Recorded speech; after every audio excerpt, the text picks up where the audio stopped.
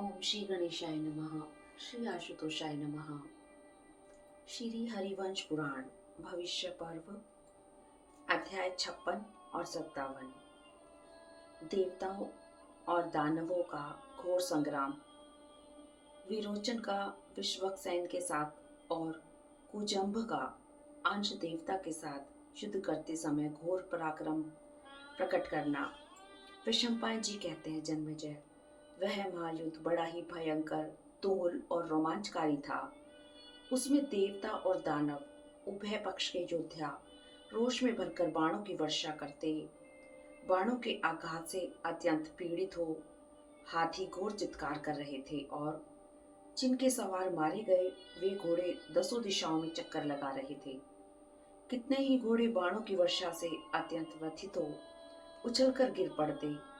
देवताओं और दानवों के शूरवीर गजारोही, अश्वारोही तथा रथी सम्रांगण में एक दूसरे पर धावा करते थे। उनके धनुषों की प्रत्यंचा के शब्द से इतना कोलाहल होता था कि दूसरी किसी बात का ज्ञान नहीं होता। शत्रुओं को संताप देने वाले नरेश्वर, वे अमित तेजस्वी योद्धा बाण, शक्ति, गदा और खड़गों से एक दूसरे की विशाल सेनाओं का संहार कर रहे थे।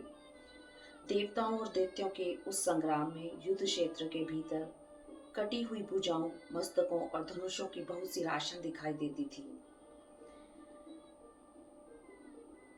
उन देवताओं का असुरों के साथ बड़ा भयंकर, महारौद्र, विकराल तथा देखने में डरावना युद्ध हो रहा था। वहीं उस महासमर में विरोचन ने लाल नेत्रों वाले उत्तम धनुर्धर साध्य देवता विश्वक्सेन को अपने बाणों का निशाना बनाया। देवताओं से घिरे हुए अमेय आत्मबल से संपन्न सुरश्रेष्ठ विक्सन ने विरोचन को आते देख उसकी छाती में बाणों द्वारा गहरी चोट पहुंचाई। साध्य देवता के बाणों से आहत हुए विरोचन को अंकुश की मार खाए हाथी के समान बड़ा कोप हुआ। उस दानव शिरोमणि ने अपने धनुष से छूटे हुए 7 तेजस्वी तथा शीघ्रगामी बाणों द्वारा युद्धस्थल में विश्वक्सेन को विदीर्ण कर दिया। युद्धस्थल में जूझते हुए उस असुर शिरोमणि का गरजते हुए मेघ के समान भयंकर सिंहनाद सुनाई पड़ता था। उस महायुद्ध में अस्त्र उठाए उस दानव ने अपने बाणों की वर्षा से देवताओं की समस्त सेनाओं को मार भगाया। विरोचन के भय से डरे हुए रथी रथों से उतरकर पैदल समूह को ले उस स्थान पर चले गए जहां शची वल्लभ इंद्र विराजमान थे। साध्य देवता विक्सेन के चारों ओर 14,000 राक्षस थे। उन्हें महाबली विरोचन ने लातों से मार गिराया। वे महाबाहुवीर पंख फैलाकर आक्रमण करने वाले बाज की भांति देव सेना को सब ओर से छिन्न भिन्न करके योद्धाओं के सिर काट लेता था। मरने से बचे हुए घुड़सवार, पैदल और रथी विश्वक्सेन के साथ होकर विरोचन पर टूट पड़े। उस महामनस्वी दानव ने कितनों को अपनी उत्तम तलवार से बहुत ही घायल कर दिया। उसके कवच भी छिन्न भिन्न कर दिए, अतः वे आर्तनाद करने लगे और प्राण शून्य होकर पृथ्वी पर गिर पड़े। संपूर्ण दिशाओं में बारंबार उछलते और दौड़ते हुए यशस्वी वीरों को भी उसने तलवार के घाट उतार दिया। कितने ही योद्धाओं की जांघें अकड़ गई और वे पृथ्वी पर गिर पड़े। दूसरे बहुत से सैनिकों ने उस दैत्य को देखते ही भय के मारे प्राण त्याग दिए। उत्तम पराक्रमी अंश ने दानवराज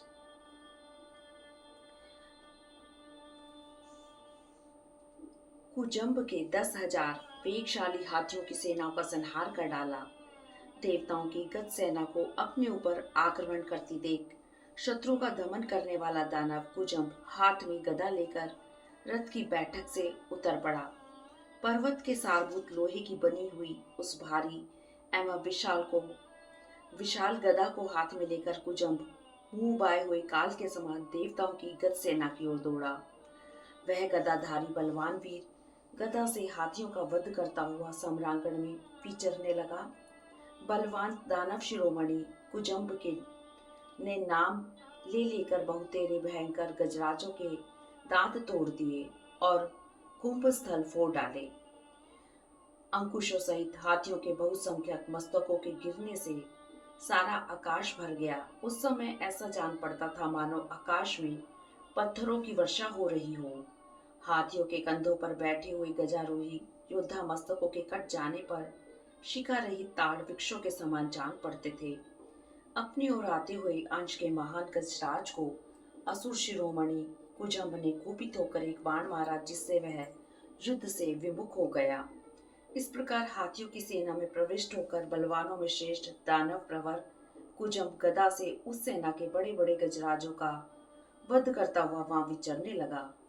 कुजम्ब के एक ही प्रहार से मारे गए महान गजराजों को समस्त देवताओं ने धराशायी हुई पर्वत के समान देखा।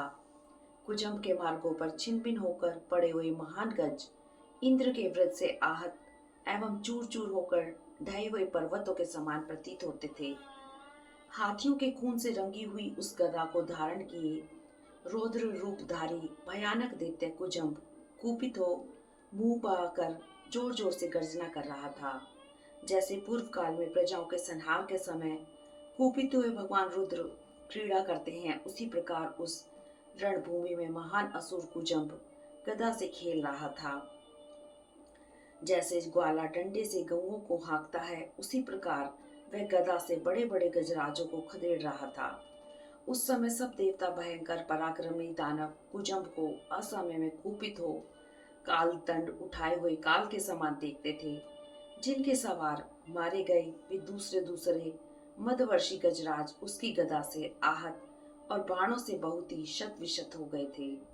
उस महासमर में कुजम्ब की गदा के वेग को सहन न कर सकने के कारण बड़े बड़े गजराज अपनी ही सेनाओं को कुचलते हुए भागने लगे।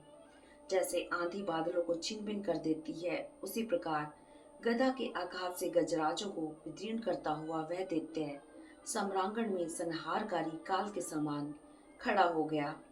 अध्याय 57। देवासुर संग्राम में कुजम्ब, असीलोमा और वृतासुर के उत्कर्ष का वर्णन तथा हरि एवं अश्वनी कुमार की पराजय।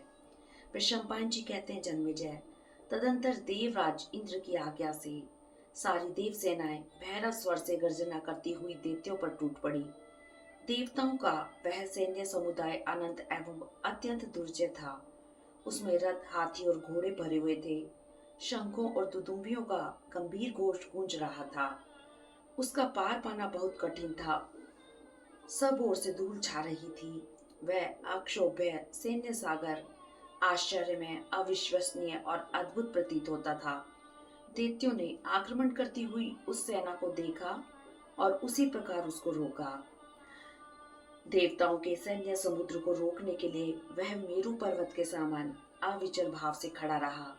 कुजम्ब ने अपनी गदा से उस सेना को रोक दिया। इस प्रकार रोकी गई वह सेना विहल और उद्योग शून्य हो गई। उस दानव का उत्तम रथ सूर्य के समान तेजस्वी था। वह प्रतापी दैत्य जल की वर्षा करने वाले मेघ के समान देवताओं की सेना पर बाणों की वृष्टि करने लगा। सेना के मुहाने पर खड़ा हो वह प्रभावशाली दैत्य देवताओं के साथ इस प्रकार युद्ध करने लगा मानो उन सबको अपना ग्रास बना लेगा। उसके बाण बड़े भयंकर थे।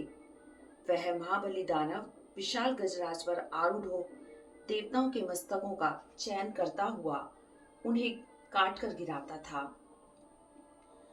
उसके नख फरसे थे। मृदंग आदि वाद्यों की ध्वनि ही उसके दहाड़ने की आवाज थी। सुविख्यात बाणों का महान समूह ही उसके द्वारा बरसाए जाने वाले जल की बूंदें थी। बाणों का जो आवर्तन है वह भंवरों से युक्त महान हद था। गदा और तलवार उसके मगर के समान थी।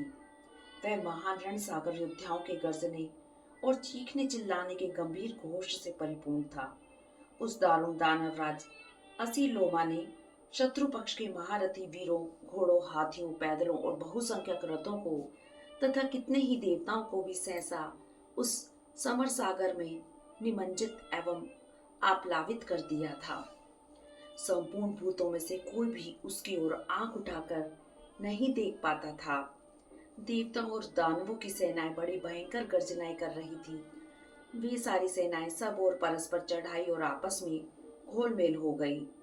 उस युद्ध स्थल में अधिक रक्त बहने के कारण कीच मच गई और भय रूपी ग्रह से पीड़ित हुए देव सैनिक न तो दिशाओं को जान पाते थे और न दानवों के चलाए हुए नाना प्रकार के शस्त्रों को ही समझ पाते थे।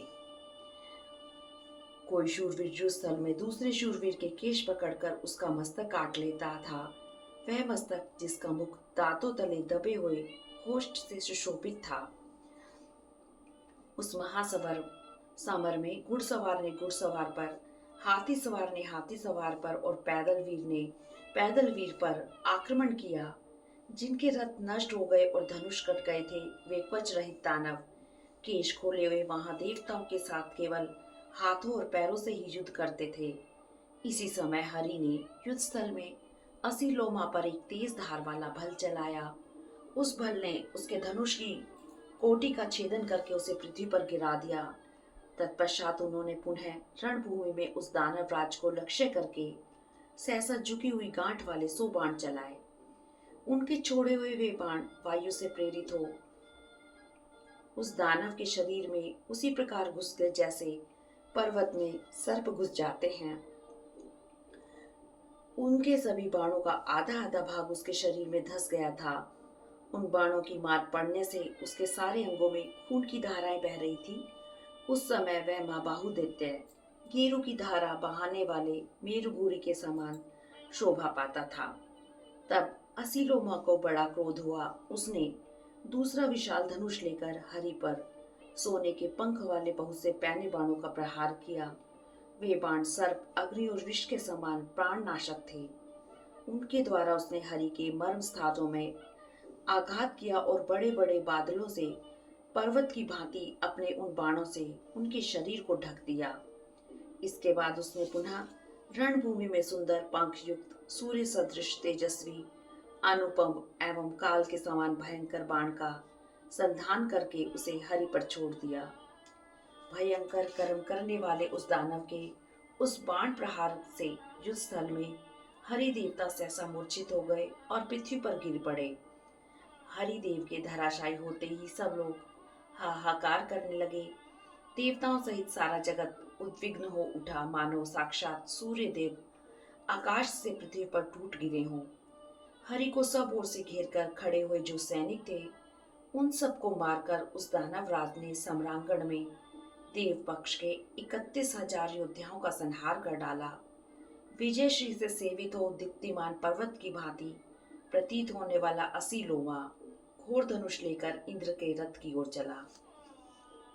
उस महायुद्ध में सेना सहित दोनों अश्वनी कुमार बलवान देवद्रोही वृतासुर के साथ युद्ध कर रहे थे।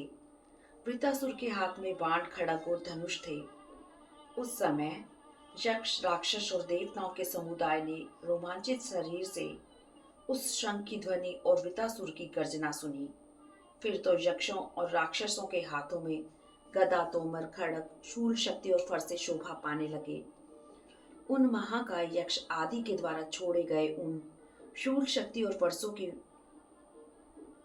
फरसों को वृतासुर ने भयंकर वेग और शब्द वाले भल्लों से काट डाला। अंतरिक्ष में विचरने और पृथ्वी पर खड़े होकर गरजने वाले प्रियदर्शी देवताओं के सारे अंगों में उस दैत्य ने अपने बाणों द्वारा गहरी चोट पहुंचाई। वृतासुर की भुजाओं से छोड़े गए उन अस्त्रों द्वारा बहुधा यक्ष और राक्षसों के शरीर तथा मस्तक कटे हुए देखे जाते थे। अपने बाण समूह द्वारा शत्रुओं को आच्छादित करते हुए भयंकर पराक्रमी वृतासुर को समस्त प्राणियों ने अपने किरण जाल से सारे जगत को ढकने वाले सूर्य देव के समान देखा।